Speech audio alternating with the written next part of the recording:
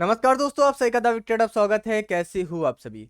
अगर आप तैयारी नहीं कर रहे हो तो तैयारी शुरू कर दो, क्योंकि आप सभी के लिए बहुत सारी सूचनाएं निकल कर आ रही हैं, बहुत सारी जानकारी ऑफिशियल निकल कर आ रही हैं जो मैं आपके साथ शेयर करना चाहता हूं। आपको पता है कि मैं जो जानकारी देता हूं बिल्कुल ऑफिशियल होती है।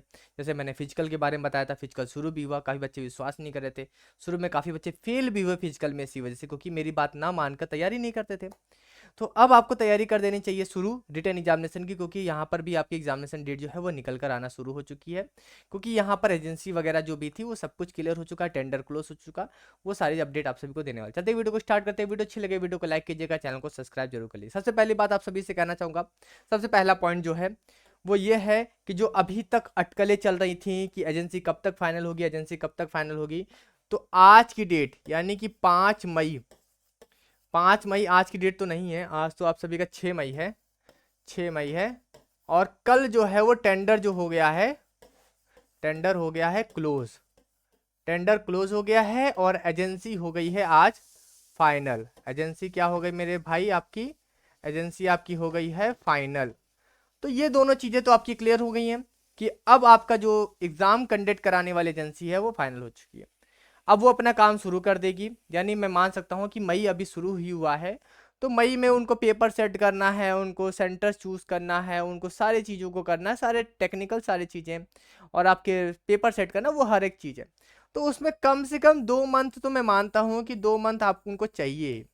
तो अगर मैं 2 मंथ को छोड़ दूँ तो मई, ये अगर अभी से काम ये शुरू कर रहे हैं, मई जून, ठीक है, मई जून, तो ये 2 महीने अगर मैं हटा दूं तो इसके बाद आप सभी के एग्जामिनेशन जो है जुलाई बचता है। और जुलाई को मैं मोस्ट एक्सपेक्टेड डेट शुरू से कहता आ रहा हूं, जुलाई आपकी मोस्ट एक्सपेक्टेड डेट है, क्योंकि यहां पर एजेंसी जो हो चुकी है फाइनल हो चुकी है। अगर आपको बकवास लग रहा हो तो बात ये भी जान लो कि 18 मई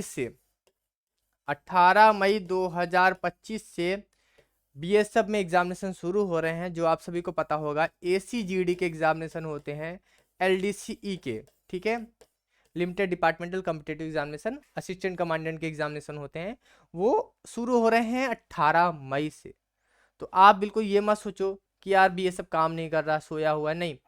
2 जून तक तो आपका फिजिकल चल रहा है सेंटर पे। 2 जून के बाद रिपोर्ट तैयार करने में, सब कुछ तैयार करने में मुझे लगता है महीना भर समय लगेगा, महीना भर समय लगेगा। मैं मई को पूरा जून को पूरा मान लेता हूँ। तो जुलाई और अगस्त ये मोस्ट एक्सपेक्टेड शुरू से चल रही है और अभी भी मैं चल रही है। इससे आगे आप बिल्कुल भी अपनी तैयारी को ना सोचें।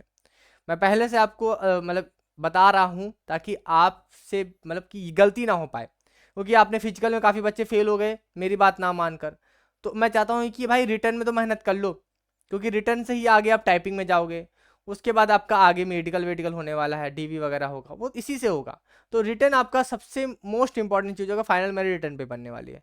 अगर आपने इसको हल्के में ले लिया तो फिर दिक्कत हो जाएगी, ठीक है। कंप्यूटर की क्लास जो है वो कल से शुरू हो जाएगी आप सभी की, कल यानी कि 7 मई से आप सभी की कंप्यूटर क्लास रहेगी, सुबह 8 बजे रहेगी।